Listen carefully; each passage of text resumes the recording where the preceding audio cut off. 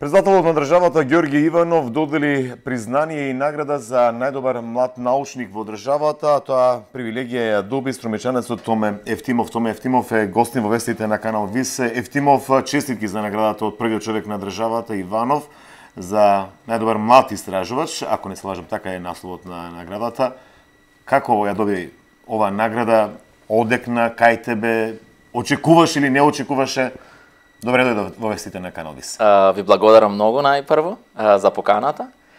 Искрено, огромна чест и задоволство е да се добие ова признание, најдобар млад научник во Македонија за 2018 година. Дали очекував? Искрено да ви кажам, беше отворен конкурс кој можеше да се аплицира до 31 декември 2018 година, на кој истиот аплицирав.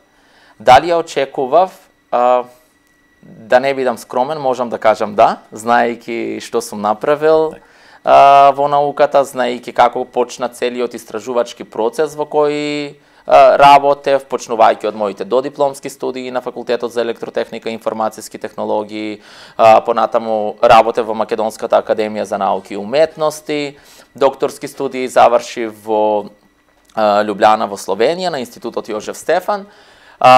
Моментално сум постдокторски истражувач на Универзитетот во Стенфорд, кој е втор најдобар универзитет во светот. Исто така, пред да направам премин за да бидам избран на Стенфорд, бев избран од Европскава комисија од Мари Кири грантовите, како еден од 140, од 144 кандидати. Имав понуда да се преселам во Барселона, меѓутоа го избрав Стенфорд. Така, во вашата изјава пред председателот велите вака: кога се запишав на додипломски студии на Факултетот за електротехника и информацијски технологии, никогаш не замислував дека еден ден ќе се запишам и на докторски студии, ниту дека ќе бидам дел од Стенфорд. Но воден од сопствените соништи амбиции, сето тоа стана моја реалност и дел од животот кој го живеам. Дали ова е апел до младите да не се откажуваат?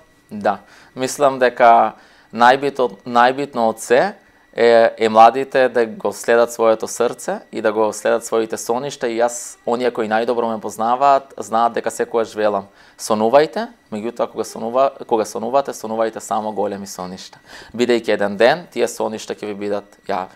Беше ли тежок тој пат? Искрено, постојат моменти кои се непријатни. Најчесто мислам овие непријатни моменти кога имате некои рокови, кога треба да направите труд, кога треба да го објавите трудот. Меѓутоа, повеќето време е само една пасија, една страст и љубов кон науката. Пред да влеземе во студиото во вестите, рековте дека јас не можам да се замислам 8 часа да работам. Науката ја сметам како хоби. Да. Не знам, тоа е моето размислување. Не разбирам најпрво кога се размислува за работа за 8 сати или за одреден период од часови. Меѓутоа, тоа е тоа. Ако се бавите со наука, тие што се бават најдобро ќе ме разберат. Не станува збор за работа, станува збор само за една љубов, станува збор само за една страст кон науката. Кога одите, всушност не се чувствувате дека одите на работа. Станувате наутро во 5, одите со задоволство на вашето работно место, можеби нема да бидете 8 сати во канцеларија, може ќе бидете по состаноци, може ќе бидете во парк со компјутер, меѓутоа науката е нешто најубаво. Да, но сепак создавате трудови кои што може да бидат основа за дополнителни истражувања, кои што може да се применуваат во било која област, ако не се лажам, и медицина, прочитав нешто во... Се чувствувате ли горд вака кога нешто вие кога ќе го сработите ќе наоѓа примена некаде и... Тоа е една... Тие што ме познаваат знаат дека најмногу сакам да се бавам со теоретични анализи, математика, пред се математички и статистика.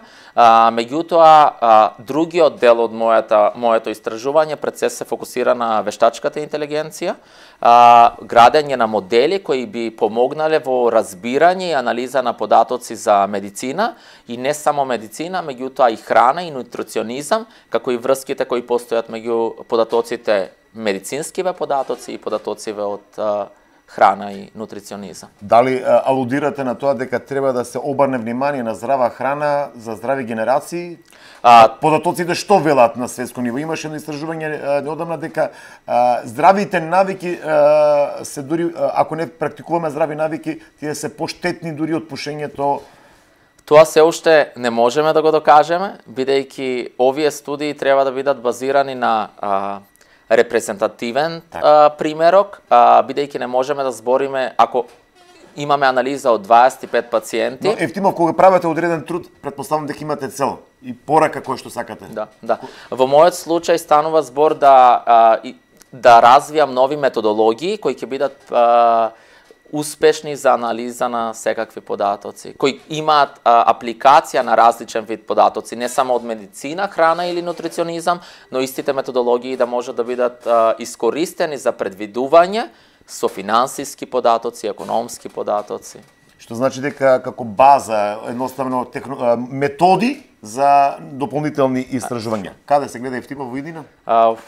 Моментално е во Калифорнија, САД, меѓутоа сигурно по неколку години би бил назад во Европа.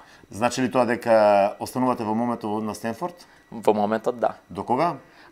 Имам уште 2 години таму, потоа се враќаме во Словенија или во Македонија? Многу е рано да дадам одговор на ова прашање. Благодарам, ми беше чест да разговарам со најдобриот млад научник во државата, Томе Евтимов, струмиченец. Благодарам Евтимов што беше дел од вестите на Канал Вест и многу успех во вашите истражувања научни. Благодарам многу. Вам, поштовани гледачи, продолжуваме со останатите содржини од вестите на Канал Вест.